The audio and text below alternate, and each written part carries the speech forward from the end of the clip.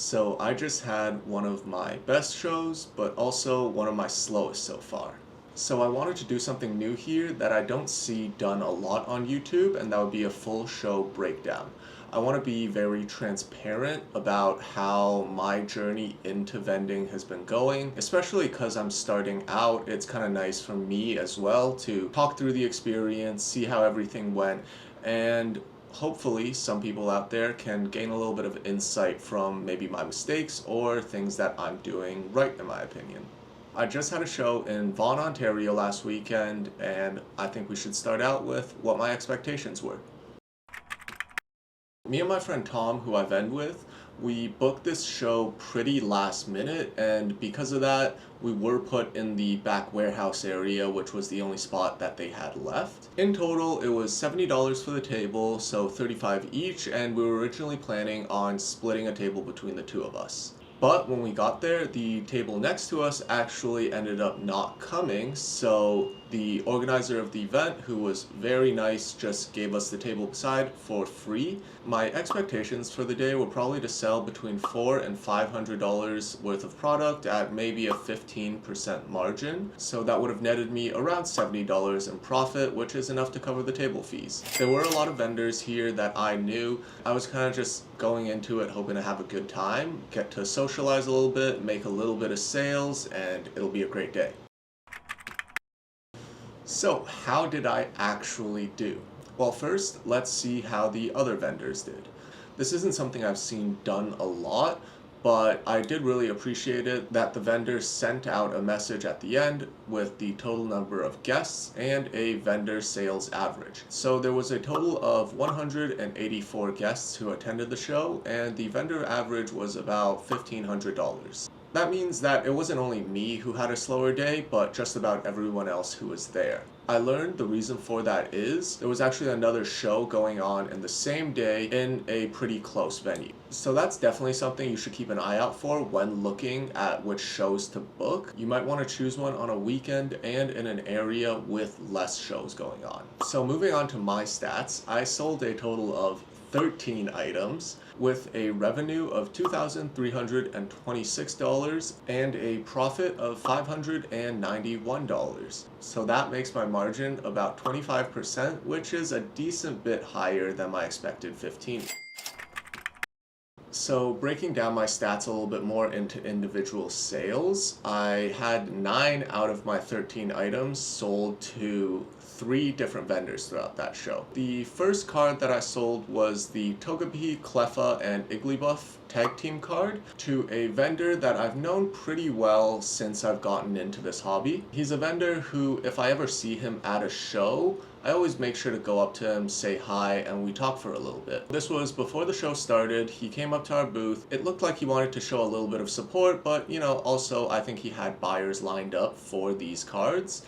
So he bought the tag team card from me and bought a couple of cards from my friend Tom. I sold the card to him for $50 and I bought the card originally a couple weeks ago for $40. The second vendor that I sold to was someone who I had only met once before, just at the show last weekend. He came up and he actually purchased the Crown Zenith Gold God set for $1,700. This is something that I sold a little bit lower than what I probably could have gotten if I just waited a little bit longer, but I did buy these cards about 2 months ago before I started vending for $1,250. That made me a $450 profit there. Was very happy with the sale. He was a really nice guy who I look forward to doing more business with in the future. My last vendor sale I did was right before the show ended. He was someone who I had never actually personally met before, but just from going to these shows, I recognized his face and I think he also recognized mine. He came up halfway through the show, we talked a little bit. There was someone else there who actually introduced us, and right when the show ended, he came around. I think he was buying some more inventory for an upcoming show of his. He ended up taking all of these cards for about 90%. The really nice thing about him was that he actually let me choose some of the cards that I wanted to offload to him. Knowing I was going to sell everything at 90%, I did choose a few of the cards that I knew had grown a little bit recently, and I would have a good margin even though I'll be selling it at below market. A quick buyer tip if you're going to shows to try and source inventory for vending. I don't know if these vendors were thinking the exact same thing, looking to buy stuff from me, but I know it's a decent strategy where at a slower show especially, you go into the back areas where people are getting less traffic than the main area. They're probably more likely to work out a deal with you if you want to purchase everything at a percent, just so they also make sure they make some money that day. And while you do this, you should also consider that they are making money. You don't want to go up to someone offering 70 to 80% in a vendor-to-vendor deal just because you know they're having a slower day. One thing I should mention here, especially with the bulk of my sales going out to other vendors, the night before the show, it was actually announced that I had won a contest to get flown out to Vancouver, and I had gotten posted on a pretty big Instagram account announcing my win. I wasn't sure if that was the reason that I had gained a little bit more recognition from these other vendors, but this was definitely the first show that I've had where I felt a lot more established as a vendor in this community. That combined with me vending 4 shows now, 5 if you include the night market, and going to about 6 or 7 shows to buy stuff, I think it definitely established a bit of a reputation that I'm someone who's doing this a little bit more seriously, and my face is a little bit more recognizable. I know it's not realistic if you're starting out to vend to just simply go out and start winning contests to try to get some more recognition, but I'm sure that if I had just kept showing up to these shows, talking to people, I would have ended up in the same place anyway. It's a slow build of trust between you and the other vendors to build up that relationship so that you can both help each other out. That brings me into another topic that I did want to talk about, and that's reputation. As you get more established in this community and you start to know more people, reputation is something that's really important if you want to keep doing this. Whenever I go to shows, I always make sure to talk to the people I know and try to meet a couple new people. When I buy from vendors, I always try to consider their margins on items, and usually that ends up being about 90% that I get to buy stuff at. Finally, I also try to keep my pricing very fair. I've seen some vendors that have just high sticker price compared to market, and I'm much less inclined to do business with these people just because of that high start point. I'm not trying to say that you should be friendly to people so that eventually you can gain something from them, but I think it's something I've said before where the interactions that I have and the kind of community around doing this is one of my favorite parts about vending, but it definitely also helps out in future negotiations if you kind of have built a rapport with the other vendors and you've done deals with them in the past. It obviously wouldn't be a fun show if I didn't go out and also spend some of that money I made. I'd just like to show off what I did buy that day, and if you want to, you can leave a comment and share your opinions of these cards that I picked up. Starting off, I bought these 3 cards from a collector who was at my booth, not another vendor.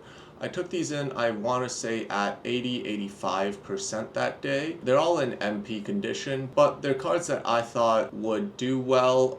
The Darkrai especially, I think, has room to grow. So I don't have a sticker on that, but the Mew and Lugia I'll sell if someone wants to buy that. The second purchase I did of the day were these right here. The Chinese Gem 2 Evolutions. I bought these from another vendor for $575. We did a coin flip for $550, which was the market price the day that I purchased them on, for $25 up or $25 down. Sadly, I lost that flip and I paid a little over market. These cards are something that I'm actually planning on holding for a while because I believe there's a lot of upside in the next few months. And also the Umbreon here, you can see I have that in a card saver because it's something that I do plan on sending off to grading once I have enough cards to put together a full grading order, and I'll probably make a video on that too. Lastly, here is the biggest purchase of the day. the Chinese 5th anniversary Pikachu card. This is a card that I think is super cool. It was around 1800, 1700 for just quite a while, and I was able to pick this up for $1,200 because the market had dropped on these. When I was talking to the vendor who was selling this, he came in at around that price, and seeing that it dropped, he definitely got a little bit scared, was very willing to make that sale to me for market. And it's something that I think shouldn't be $1,200, should probably go back up around 15, 16 maybe sometime. So another card that I'm planning on holding for a while, and something I could sell in probably 2 to 3 months. Alright, so that wraps up the video here. Let me know what you think about the cards that I picked up, or just anything else about the video, suggestions. I'm always looking at ways of how I can improve this channel to, do better, share more. But yeah, thank you very much for watching, and I hope you enjoyed. Hey, so this is actually me from a few weeks later. It's taken me a while to edit and upload this video, so much so that the contest that I won, which was for a $1,000 shopping spree challenge at the Van City Card Show, has already happened, and they have posted their YouTube video on it. So I had a lot of fun making it, and I'll link it somewhere over here if you're interested in checking that out. So yeah, again, thank you for watching the video, and have a nice day.